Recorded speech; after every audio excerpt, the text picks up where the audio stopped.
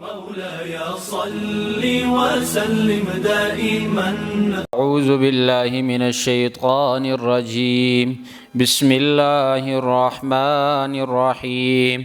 وإن يونس لمن المرسلين إذ أبق إلى الفلك المشحون فساهم فكان من المدحضين فالتقمه الحوت وهو مليم فلولا أنه كان من المسبحين للبث في بطنه إلى يوم يبعثون.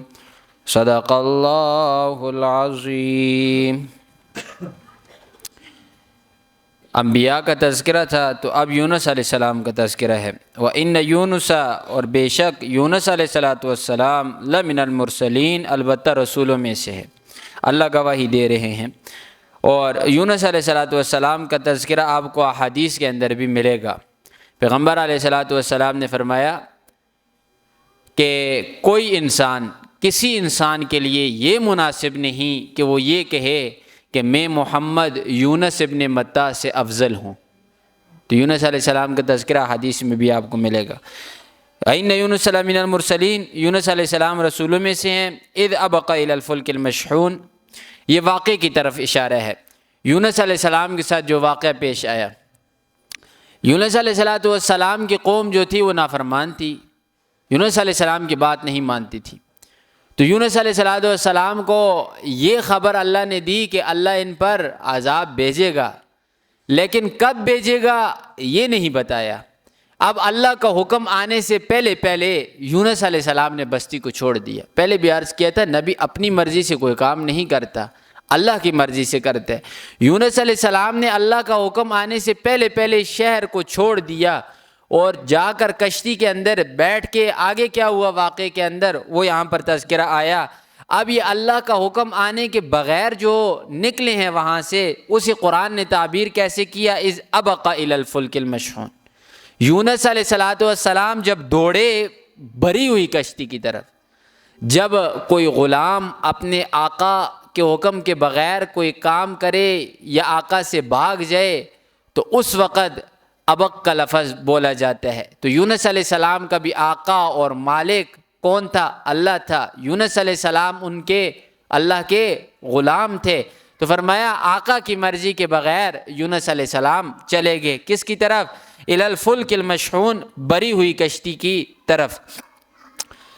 تو اس وقت عمومی ہوا یہ کرتا تھا کہ جب طوفان وغیرہ آتا تو کشتی کے اندر دیکھا جاتا جو زائد سامان اٹھایا وہ ہوتا اسے اٹھا کر پھینک دیا جاتا. جب پھر بھی کشتی ڈولتی تو پھر آدمیوں میں سے قراندازی کر کے سمندر میں پھینکے جاتے تاکہ کشتی سے بوجھ ہلکا ہو، کشتی آسانی سے چلے. تو فساہم، انہوں نے قراندازی کی. فکان من المدحضین، پس یونس علیہ السلام ہوئے ہارے ہوئے لوگوں میں سے، یعنی قرا ان کا نکل آیا. یونس علیہ السلام کا قرا نکل آیا کہ انہیں آپ نے سمندر میں پھینکنا ہے. فالتقمہ الحوت وہو ملیم، مچھلی نے نگل لیا کسے؟ یونس علیہ السلام کو. وہو ملیم، اور اس حال کے اندر کہ یونس علیہ السلام اپنے آپ کو ملامت کر رہے تھے. فلولا انہ کان من المسبحین، اگر نہ ہوتے یونس علیہ السلام تسبیح پڑھنے والے. تسبیح کیا تھی یونس علیہ السلام کی؟ لا الہ الا انت سبحانک انی کنت من الظالمین. یہ کئی اندھیروں کے اندر یونس علیہ السلام نے پڑھا. ایک تو سمندر کا اندھیرا، پھر اوپر لہروں کا اندھیرا، پھر مچھلی کے پیٹ کا اندھیرا، کئی اندھیروں کے اندر انہوں نے یہ تسبیح پڑھی. تو اللہ فرماتے ہیں اگر یہ تسبیح نہ پڑھتے لَلَبِثَ فِي بَطْنِهِ، البتہ یہ ٹھہرتے رہتے فی بطنہ، اس مچھلی کے پیٹ کے اندر، کب تک؟ اِلَى يَوْمِ يُبْعَثُونَ، قیامت والے دن تک. اس دعا کی برکت سے یونس علیہ السلام کو ہم نے مچھلی کے پیٹ سے نکالا. کسی قسم کی بھی پریشانی ہو نا انسان کے اوپر، جو بھی پریشانی ہو، تو یہ قرآنی نسخہ ہے، کسی انسان کا نسخہ نہیں. کوئی بھی بیماری ہو، پریشانی ہو، آپ آیت کریمہ پڑھیں اور گنتی کر کے نہ پڑھیں، 1 دفعہ 100 دفعہ 300 دفعہ 4، نہ، بس پڑھتے رہیں اسے، اور ایسے یقین کے ساتھ پڑھیں کہ میرا کام ضرور ہوگا اور اللہ کرے گا۔ اس یقین سے جب پڑھیں گے تو کام ہوگا۔ اور گنتی کر کے ایک ٹوٹل پورا کریں کہ 313 مرتبہ، 400 مرتبہ، 200 مرتبہ، تو یہ گنتیوں سے کچھ بھی نہیں ہوتا۔ ایک یقین اپنا بنا لیں کہ کام ہوگا۔ ہم کیا کرتے ہیں؟ بس ایک ٹوٹل پورا کرتے ہیں، گنتی پوری کرتے ہیں اور کہتے ہیں ہمارا کام نہیں ہوا۔ کام اتنا آسان نہیں، اس کے لیے یقین بنانا پڑتا ہے۔ تو فرمایا لَلَبِثَ فِي بَطْنِهِ إِلَىٰ يَوْمِ يُبْعَثُونَ، تو یہ ٹھہرتے یونس علیہ السلام اس کے پیٹ میں قیامت والے دن تک، لیکن انہوں نے یہ تسبیح پڑھی تو فَنَبَذْنَاهُ بِالْعَرَاءِ، ہم نے انہیں کنارے کے اوپر پھینک دیا، یعنی مچھلی نے انہیں کنارے کے اوپر پھینک دیا۔ وَهُوَ سَقِيمٌ، اس حال میں کہ وہ بیمار تھے۔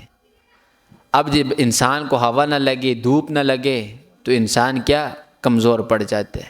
اب یونس علیہ السلام کی کیا جسم جو تھی، ہڈیاں جو تھی وہ باہر نکل آئی تھی۔